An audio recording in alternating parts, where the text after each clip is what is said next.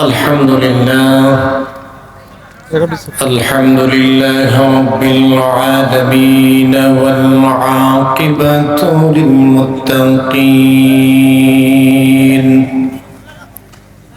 الصلاة والسلام على من كان نبيا وآدم بين الماء والطين نشهد أن لا إله إلا الله وحده لا شريك له ونشهد أن سيدنا وسندنا وحبيبنا وطبيبنا ومولانا محمدا عبده ورسوله أما بعد فقد قال الله تبارك وتعالى في كلامه المجيد والفرقانه الحميد فأعوذ بالله من الشيطان الرجيم بسم الله الرحمن الرحيم الحمد لله رب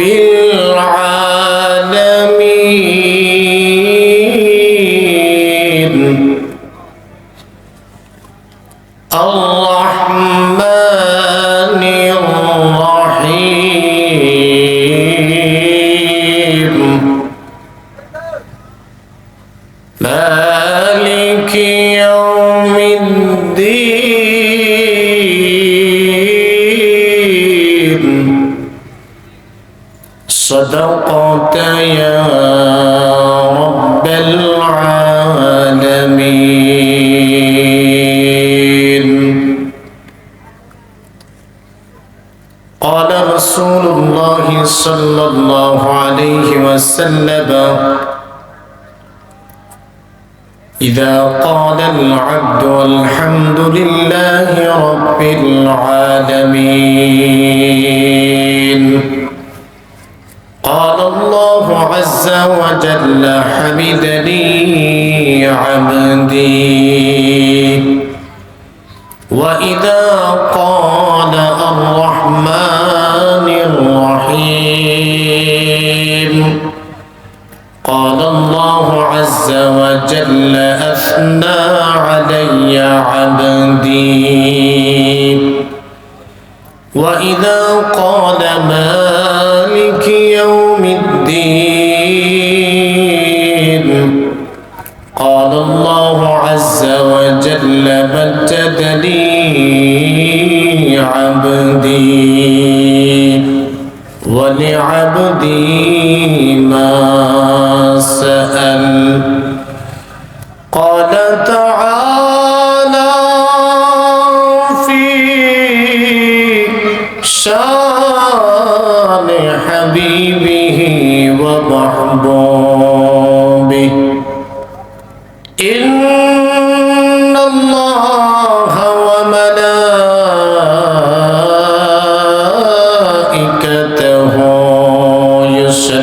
يصلون على النبي يا أيها الذين آمنوا صلوا عليه وسلموا تسليما اللهم صل على سيدنا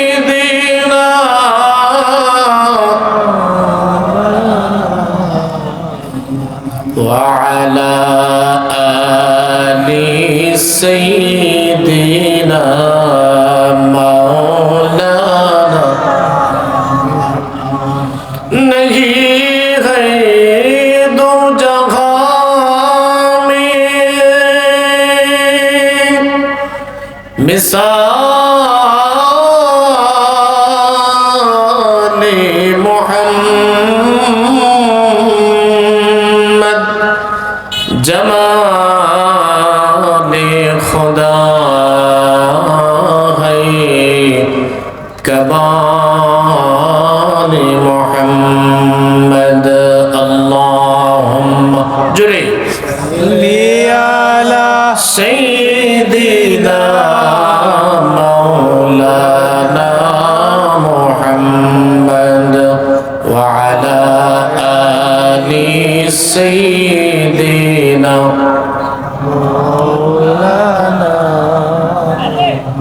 मोहब्बत ज़बान खुले उच्च आवाज़े सबाई किछु जिक्र करी ला इलाहा ला इलाहा इल्लल्लाह ला इलाहा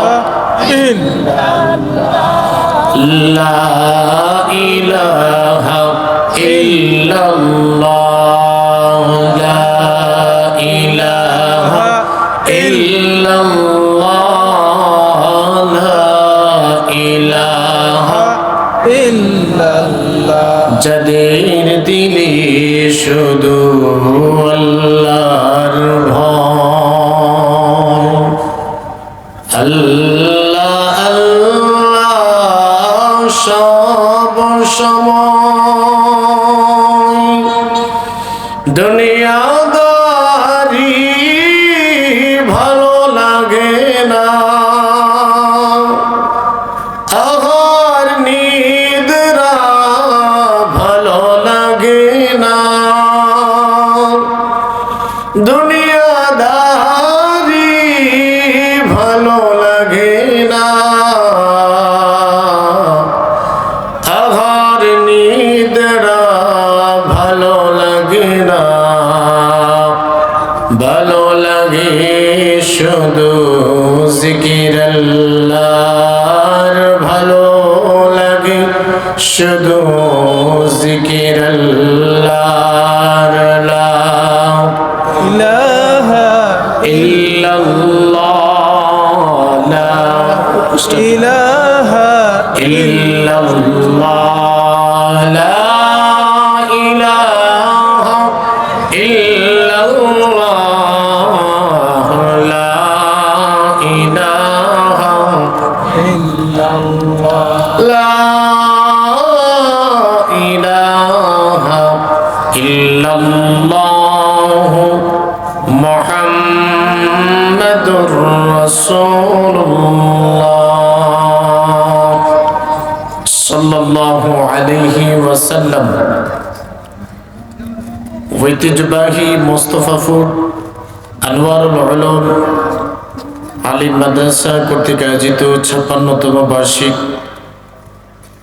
ইসলামিক জলসার সম্মানিত শ্রদ্ধাভাজন সভাপতি হাফিজ মাওলানা মজির উদ্দিন সাহেব বারাকাল্লাহু ফি হায়াতিহি আল্লাহ পাক ওনাকে প্রতিষ্ঠানের খাদিম হিসেবে কবুল ও মঞ্জুর করেন সকলে পড়ে আমিন প্রধান অতিথি হিসেবে গুরুত্বপূর্ণ নাসিহা পেশ করেছেন রাইসুল কুররা উস্তাজুল আসাতিজা মুমতাজুল মুহাদ্দিসিন পীর মুর্শিদ আল্লামা ফতুল সাহেব কিবলা রাহমাতুল্লাহ আলাইহি নওয়ারাল্লাহু মারকাদা ওনার সুযোগ্য নাতি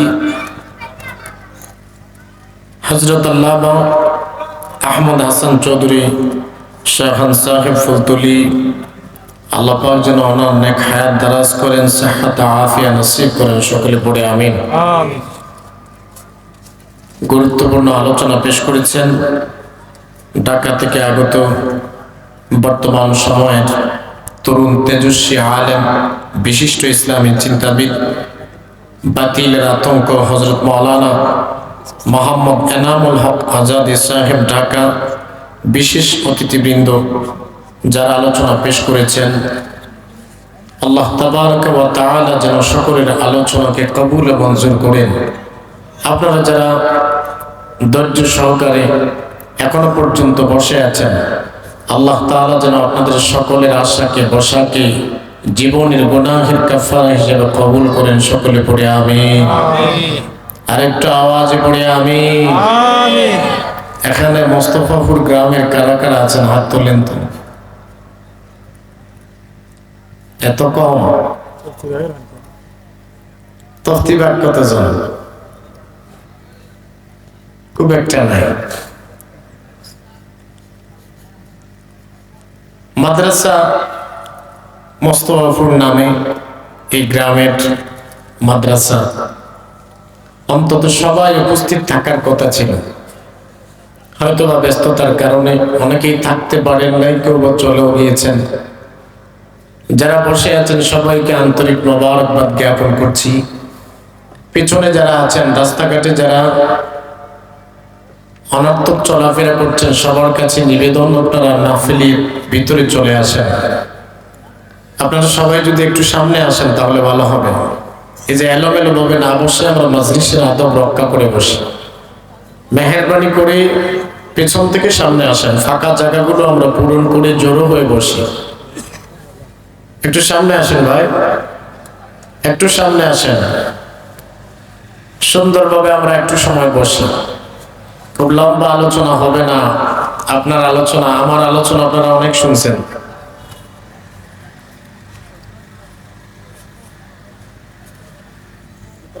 সম্মানিত হাজিরিন, আল্লাহ পাকের শাহানশাহী দরবারে অন্তরের অন্তঃস্থল থেকে মন প্রাণ হৃদয় উজাড় করি কালিমাতুশ শুকর জ্ঞাপন করছি, যিনি অত্যন্ত মহব্বত করে আমাদেরকে জান্নাতের বাগানে, কোরআনের বাগানে আসার বসার তৌফিক দিয়েছেন। সকলে আওয়াজ তুলে পড়ে আলহামদুলিল্লাহ।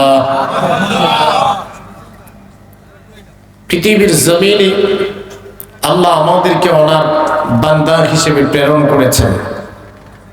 আমরা হচ্ছে আল্লাহ পাকের বান্দা। আল্লাহ হচ্ছেন আমাদের রব, আল্লাহ হচ্ছেন আমাদের মাবুদ। বান্দা এবং মাবুদের মধ্যে যে একটা কানেকশন থাকার কথা, এটা অনেকটাই নষ্ট হয়ে গেছে। বান্দা এবং তার মাবুদের মধ্যে যে একটা গুড রিলেশনশিপ থাকার কথা, এটা অনেকটাই নাই।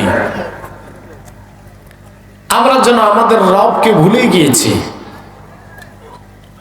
আমাদেরকে যে একজন সৃষ্টি করেছেন, আমাদের একজন স্রষ্টা আছেন, উনি যে না চাইতে আমাদেরকে এত কিছু দিয়ে রেখেছেন, আমি দরখাস্ত করার আগে উনি আমাকে সব দিয়ে দিয়েছেন। সুবহানাল্লাহ।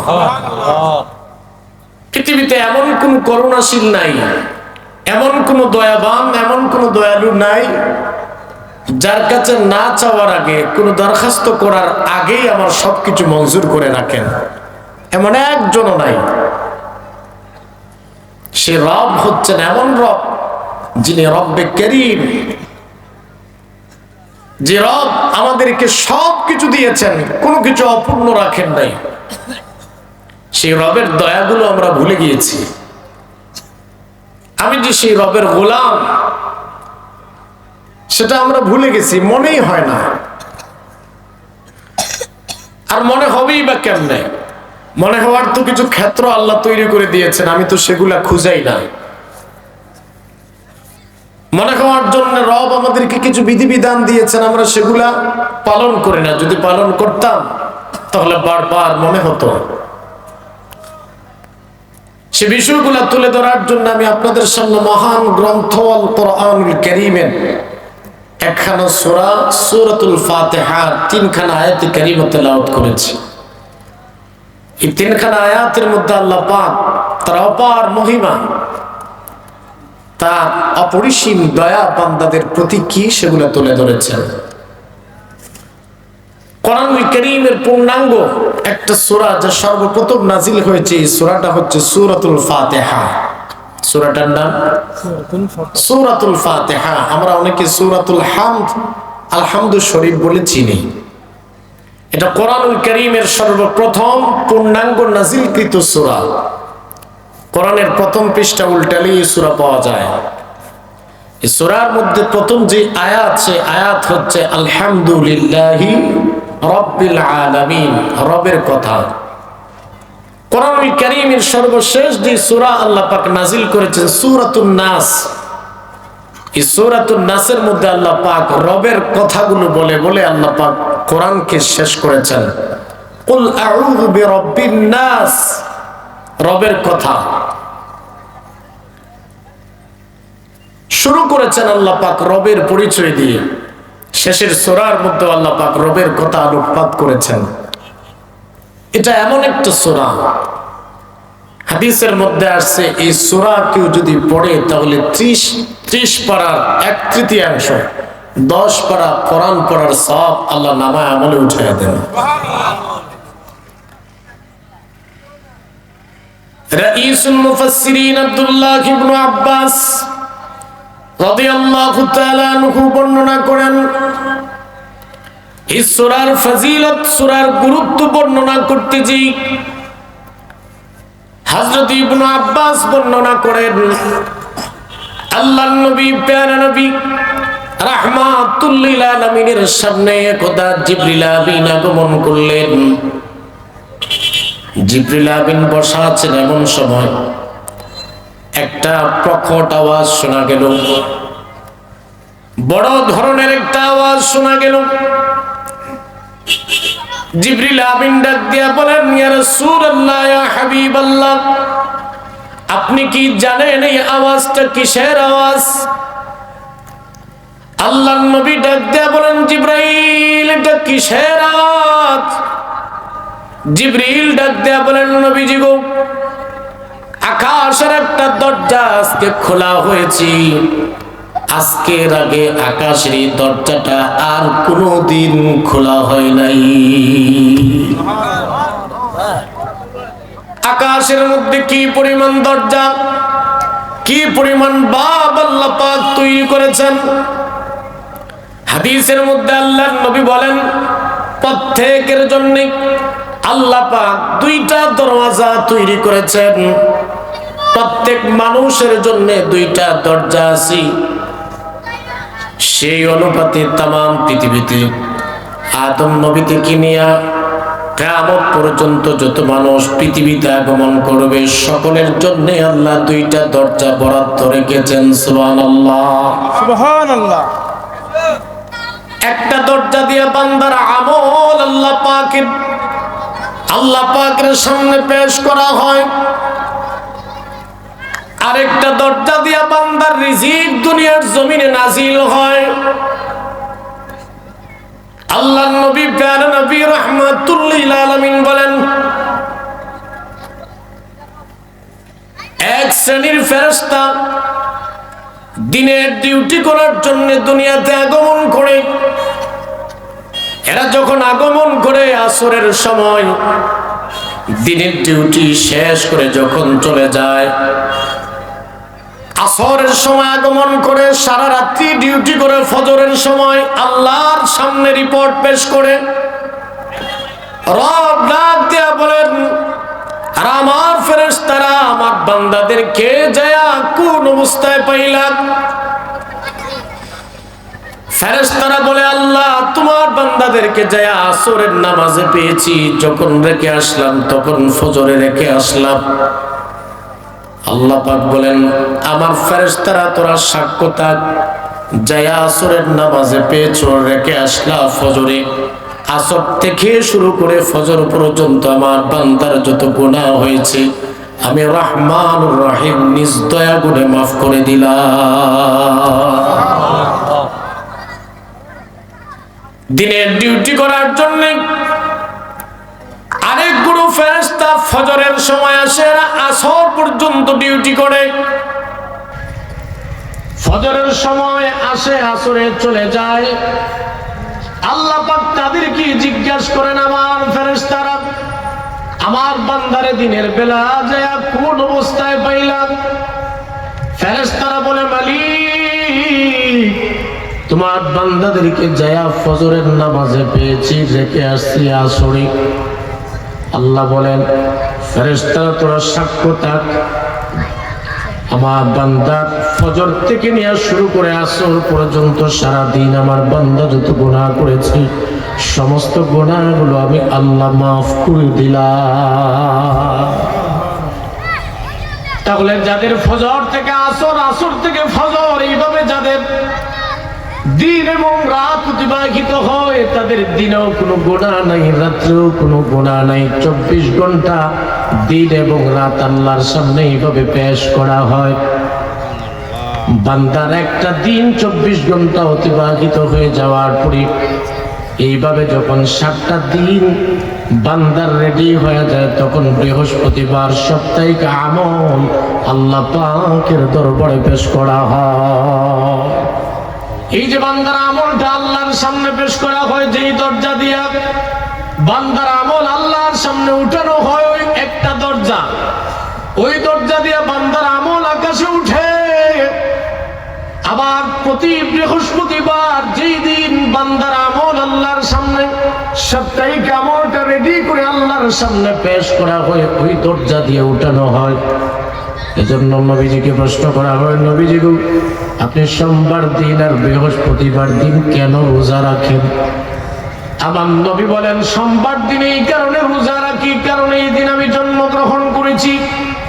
ফিহি ইয়াউমুন উলিদতু, এটা এমন একটা দিন যেই দিনে আমি জন্মগ্রহণ করেছি, এই দিন আমার উপর ওহী নাজিল হয়েছে, এই কারণে সোমবার দিন আমি রোজা রাখি। বৃহস্পতিবার দিন কেন রোজা রাখি জানোনি? বৃহস্পতিবার দিন এমন একটা দিন যেই দিনে বান্দার আমল ফিহি তুরফাউল আমালু ইলা রাব্বিল আলামিন, এটা এমন একটা দিন যেই দিনে বান্দার আমল আল্লাহর দরবারে পেশ করা হয়। এবং আমি আশা রাখি وأحب أن يرفع عملي وأنا صائم, আর আমি পছন্দ করি আমার আমলটা আল্লাহর সামনে এমন অবস্থায় পৌঁছানো হবে যখন আমি রোজাদার। আমার রোজাদার অবস্থায় যাতে আমার আমলটা আল্লাহর দরবারে পেশ করা হয়, এই জন্য বৃহস্পতিবার রোজা রাখি। কেননা হাদিসে নবীজি বলেছেন, তামুতুনা কামা তাহয়াউন ওয়া তুহশারুনা কামা তামুতুন, তোমরা যেভাবে জীবন যাপন করো ওইভাবে তোমাদের মৃত্যু হবে, এবং যেভাবে তোমার মৃত্যু হবে ওভাবে হাসরের মাঠে তোমাকে উঠানো হবে। চিৎকার দিয়ে বলে সুবহানাল্লাহ। সুতরাং রোজাদার অবস্থায় কেউ যদি মৃত্যুবরণ করে জীবন যাপন করে, আশা করা যায় রোজাদার অবস্থায় তার ইন্তেকাল হবে। কেউ যদি রোজাদার অবস্থায় ইন্তেকাল করে হাসরের মাঠে আল্লাহ পাক তাকে রোজাদার বলে হাসরের মাঠে উত্তোলন করবেন। সুবহানাল্লাহ। সম্মানিত হাজিরিন, ফেরেশতা জিবরিল আমিন ডাক দেয়া বলেন, নবীজি এই যে দরজা আজকে প্রথম খোলা হয়েছে, ইতিপূর্বে আর খোলা হয় নাই, ওই দরজা দিয়ে একজন ফেরেশতা আগমন করলেন। ফেরেশতার সাথে নবীজির পরিচয় হলো।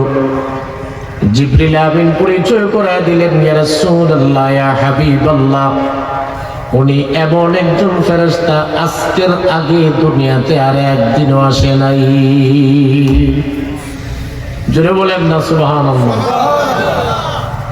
ওই ফেরেশতা আজকে পৃথিবীতে আসছেন, এর আগে পৃথিবীতে তিনি নাজিল হন নাই, পৃথিবীতে অবতরণ করেন নাই। এবার চিন্তা করেন আল্লাহ পাক কত অসীম, কত অসংখ্য অগণিত ফেরেশতা সৃষ্টি করেছেন। নবী করিম সাল্লাল্লাহু আলাইহি ওয়াসাল্লাম মেরাজের রজনীতে বাইতুল মামুর দেখেছেন। বাইতুল মামুর হচ্ছে ফেরেশতাদের ইবাদতের জায়গা, ফেরেশতাদের ইবাদতের মসজিদ, যেটা খানায় কাবা বাইতুল্লাহ ঠিক উপরে। বাইতুল মামুরের একুরেট নিচে হচ্ছে বাইতুল্লাহ, খানায় কাবা। সেই বাইতুল মামুর সম্পর্কে নবীজি বলেন প্রত্যেক দিন 70,000 ফেরেশতা বাইতুল মামুর তাওয়াফ করে চিৎকার দিয়ে বলে সুবহানাল্লাহ। আওয়াজ দিয়ে বলেন আল্লাহু আকবার। প্রত্যেক দিন যদি 70,000 ফেরেশতা তাওয়াফ করে, নবী বলেন কিয়ামতের আগে এরা দ্বিতীয়বার আর তাওয়াফ করবে না। সিরিয়াল জীবনে একবার, সিরিয়াল জীবনে একবার, কিয়ামতের আগে এরা দ্বিতীয়বার তাওয়াফ করার সুযোগ পাবে না। এবার এই বাইতুল মামুর সৃষ্টির পর থেকে নিয়ে প্রত্যেক দিন 70,000 ফেরেশতা তাওয়াফ করতেছে, কিয়ামতের আগে এরা আর তাওয়াফ করবে না। এবার কি পরিমাণ ফেরেশতা আল্লাহ সৃষ্টি করেছেন, সুবহানাল্লাহ। এজন্য আল্লাহ পাক বলেন ওয়া মা ইয়াখলামু জুনুদাহু ইল্লাল্লাহ। আল্লাহ বলেন আল্লাহর সৈন্যবাহিনী কি পরিমাণ, এটা একমাত্র কেবলমাত্র আল্লাহ জানেন, আর কেউ জানে না। কত পরিমাণ ফেরেশতা আল্লাহ পাক সৃষ্টি করেছেন, কত বিশাল বিশাল ফেরেশতা আল্লাহ পাক সৃষ্টি করেছেন। হাদিসের মধ্যে আছে আল্লাহর নবী প্যার নবী বলেন এমন একজন ফেরেশতা আল্লাহ সৃষ্টি করেছেন, তাম পৃথিবীতে যত সমুদ্র, 7 সমুদ্র, এই 7 সমুদ্রের পানি যদি ওই ফেরেশতার মাথার মধ্যে ডালা হয়, তাহলে হাঁটুতে পৌঁছার আগে আগে সমস্ত সাগরের পানিগুলো তার বডিতে শুকায় যাবে। সুবহানাল্লাহ। কাল সকালে নাস্তার পরে সাগরের সমস্ত পানি মাথায় ডাললে হাঁটুতে আসার আগে বডিতেই পানি শুকিয়ে যাবে। এই সাগরের পানি কি আপনার আমার বাড়ির সামনের পুকুরের পানির সমান? এত বিশাল ফেরেশতা আল্লাহ তৈরি করেছেন। এক একজন ফেরেশতা হযরত আজরাইলের সামনে তাম পৃথিবীর মানুষের হিসাবটা একটা প্লেটের মতো। তাম পৃথিবীতে যত মানুষ আছে সমস্ত মানুষের একটা চিত্র হচ্ছে আজরাইলের হাতে প্লেটের মতো প্লেট।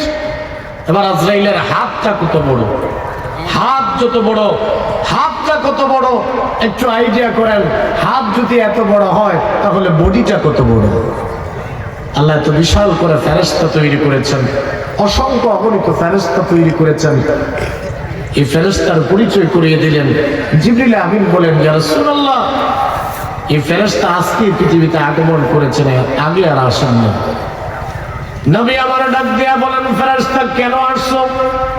ফেরেশতা নবীজিকে বলে ইয়া রাসূলুল্লাহ, ইয়া হাবিবাল্লাহ, আপনাকে আমি 2টা নূরের সুসংবাদ দেওয়ার জন্য আগমন করেছি।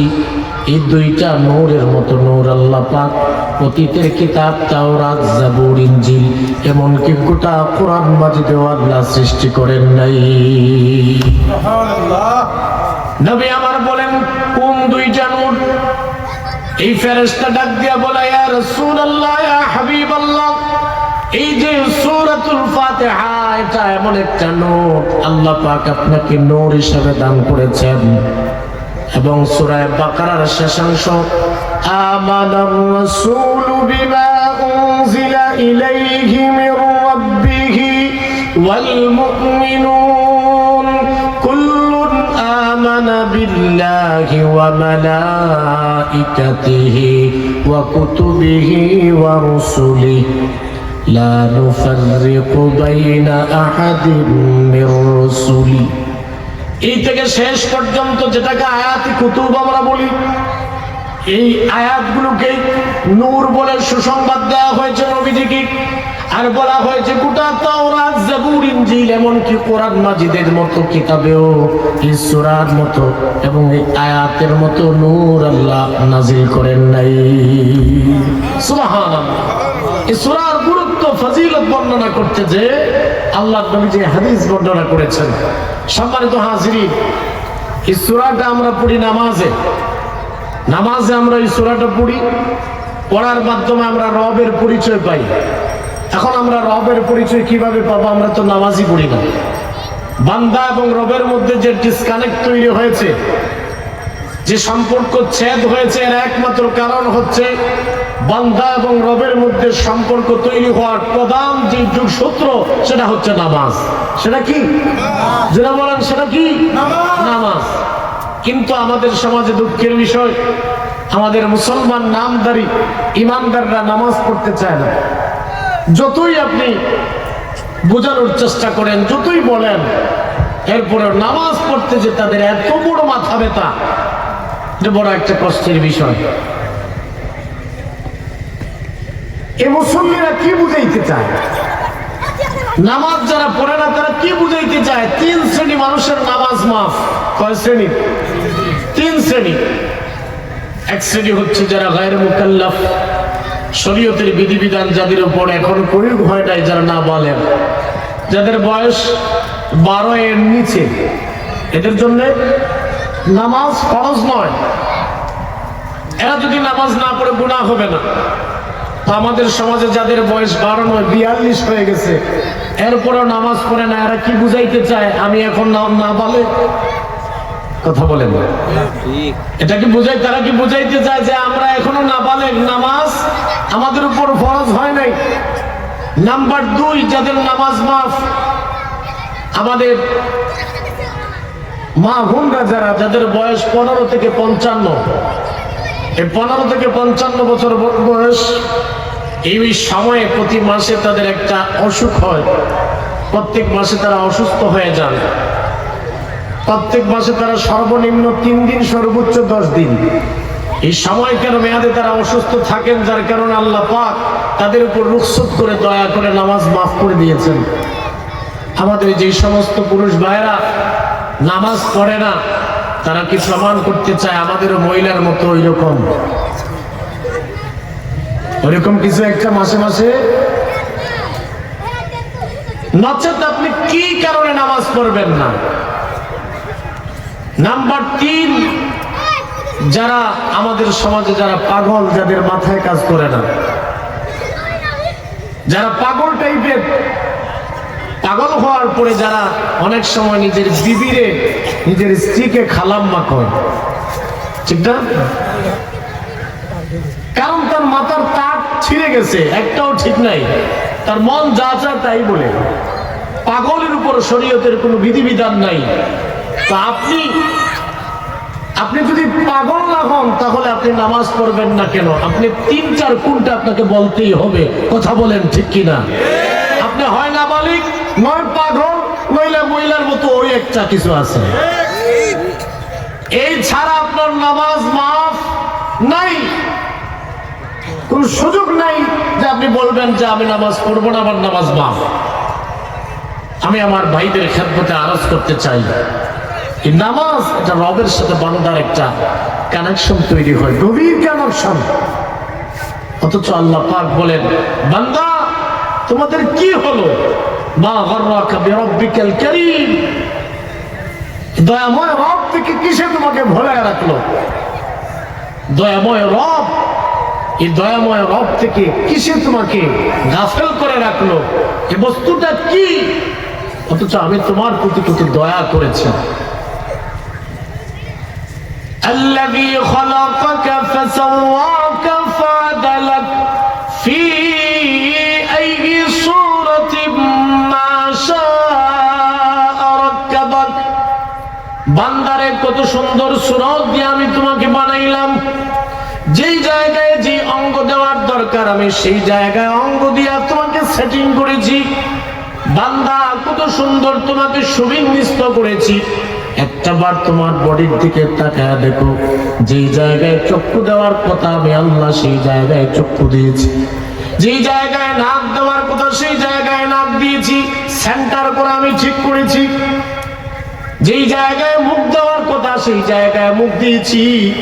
বান্দারে, একটু বাসি খাবার যদি তুমি মুখের মধ্যে নিতে চাও, মুখের ঢুকানোর আগে নাক সিগন্যাল মারবে, খাইস না, খাইস না, এটা বাসি হয়ে গেছে, গেলে পেট খারাপ করবে। কথা বলেন ঠিক কিনা? আল্লাহ পাক এত সুন্দর করে সেটিং করেছেন। রব ডাক দিয়া বলেন, কি আমি তোমাদেরকে দিলাম না?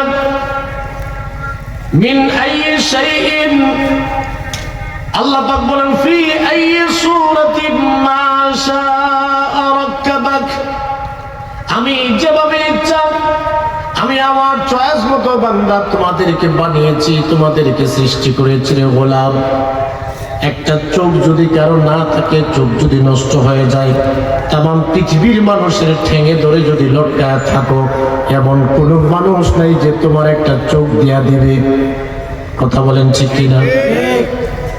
এক চোখ নষ্ট আর এক চোখ আছে, কারো দুইটা চক্ষুই নাই। এই লোক যদি চায় দুনিয়ার এই সবুজ শ্যামল দুনিয়াটা দেখবে, আর কাউরে যদি বলে ভাই তোমার তো দুইটা চোখ আছে, আমার একটা চোখ দেয়া দাও না, যতই কাকুতি মিনতি করে কিন্তু চোখ দিবে না। আল্লাহ পাক বলেন তুই আমার এই চোখের দরখাস্ত দেওয়ার আগে গোলাম, তোর দুইটা চোখ আমি ভালো করে দুনিয়াতে সুস্থ সবল অবস্থায় পাঠিয়েছি। রে বান্দা, তুমি তাকায় দেখো, এত সুন্দর ভাষায় তুমি সাবলীল ভাষায়, প্রাঞ্জল ভাষায়, মাধুর্যপূর্ণ ভাষায় কথা বলো। এই কথা বলাটা আমি আল্লাহ দরখাস্ত করার আগে আমি তোমাকে সৃষ্টি করার সময় তোমাকে দান করেছি। এই যোগ্যতা আমার, এই যোগ্যতা আমি তোমাকে দান করেছি রে গোলাপ। তুমি একটু তাকায় দেখো, মহিষের জিহ্বাটা তোমার জিহ্বার চাইতে ছোট না বড়? একটু বলেন, মহিষের জিহ্বা ছোট না বড়? আপনাদের গ্রামে গরুর জিহ্বাটা মানুষের জিহ্বার চাইতে ছোট না বড়? কথা কয় না, কথা বলে তো তারা। গরু কথা বলে, মহিষ কথা বলে, কেন? জিহ্বা তো আছে। জিহ্বা থাকলেই কথা বলা যায় না।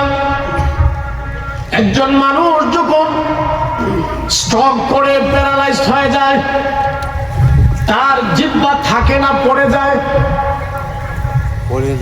স্ট্রোক করার পরে জিহ্বা থাকে না কেটে পড়ে যায়?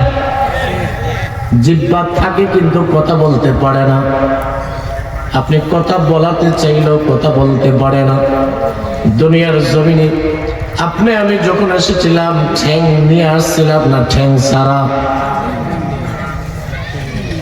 দুনিয়াতে আসছিলাম, ঠ্যাং ছিল না? ছিল না। একটা বাছুর গাভীর বাচ্চা দুনিয়াতে জন্মগ্রহণ করার একটু পরেই দৌড় দেয়। একটা বকরির বাচ্চা দুনিয়ার জমিনে আসার পরে একটু পরেই দৌড় দেয়। কই আপনি আমি তো দৌড়াতে পারি না। পারছেন? 1.5-2 বছর আগে আপনি একটু দৌড়াতে পারেন নাই, হাঁটতে পারেন নাই। আল্লাহ বোঝায় দেন, খুলিকাল ইনসানু দাঈফা। রে ইনসান, মানব জাতি, তোমাদেরকে আমি বড় দুর্বল করে সৃষ্টি করেছি। গাভীর বাচ্চা জন্ম নিয়ে দৌড় দেয়, বকরির বাচ্চা জন্ম নিয়ে দৌড় দেয়, সমস্ত চতুষ্পদ জন্তু জানোয়ারের বাচ্চাগুলা দৌড় দেয় জন্ম নেওয়ার পরে, কিন্তু তুমি দৌড়াতে পারো না। আমি এটা বোঝাইতে চাই, ঠ্যাং থাকলেই শুধু দৌড়ানো যায় না, ঠ্যাং থাকলেই হাঁটা যায় না। আমি রব যাদেরকে যোগ্যতা দিয়েছি হাঁটার, তারাই হাঁটতে পারে। আমি রব যাদেরকে কথা বলার যোগ্যতা দিয়েছি, তারাই কথা বলতে পারে। ওয়াল্লামাল ইনসান, আমি মানুষকে শিক্ষা দিয়েছি। অন্য আয়াতে আল্লাহ পাক বলেন, আল্লাহ পাক বলেন, আর রহমান আল্লামাল কুরআন খলাকাল ইনসান আল্লামাহুল বায়ান। আল্লাহ পাক বলেন, জিহ্বা দিয়েছি, জিহ্বা থাকলেই বলা যায় না, জিহ্বা থাকলেই বক্তৃতা দেওয়া যায় না, জিহ্বা থাকলেই মঞ্চ ঝাড়ানো যায় না। যদি আমি আল্লাহ তাআলা কথা বলার যোগ্যতা না দেই, সুতরাং যোগ্যতা এটা আমার দেওয়া, আমার দয়া তোমার প্রতি, তুমি কি আমারে চেনো না? এত কিছু না চাইতে দিলাম, এরপরও কোন জিনিস তোমারে আমার থেকে দূরে সরালো? ইয়া আইয়ুহাল ইনসান মা গাররাকা বিরাব্বিকাল কারীম। তোমার দয়াময় রব থেকে কোন জিনিস তোমাকে গাফেল বানায় রাখলো? কেন তুমি আমার হুকুম তাবেদারি করো না? কেন রে বান্দা তুমি আমার কুদরতি কদমে সেজদা দাও না? কেন তুমি আমার সামনে দাঁড়াও না? আমি যে তোমার রব, এটা কেন তুমি স্বীকার করো না? স্বীকার করার জন্য, বুঝার জন্য, চেনার জন্য, জানার জন্য কোরআনুল কারীমের সর্বপ্রথম যে সূরা আমি নাযিল করেছি, এই সূরার সর্বপ্রথম যে আয়াত আমি আল্লাহ তাআলা দিয়েছি, সেই আয়াতটা হলো আমি রবের পরিচয়। আল্লাহু আকবার বলেন। আল্লাহ তাআলা সেটা বোঝানোর জন্য বলেন আলহামদুলিল্লাহি রাব্বিল আলামিন।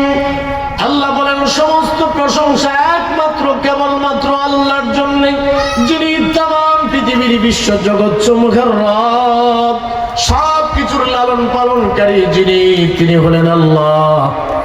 এরপরে আল্লাহ তার পরিচয়টা আরেকটু পরবর্তী আয়াতে বলেন, তুমি আমি রবকে চেনো না, আমি যে আল্লাহ আমাকে চেনো না, শুধু আমার পরিচয় আর রহমানির রহিম। আমি হলাম দয়ালু, পরম করুণাময়, অসীম দয়ালু। আমার দয়ার কোনো শেষ নাই, আমার দয়ার কোনো সীমা নাই। চিৎকার দিয়ে বলে সুবহানাল্লাহ। সম্মানিত হাজিরিন, আল্লাহ পাকের দয়ার শেষ নাই, সীমানা নাই।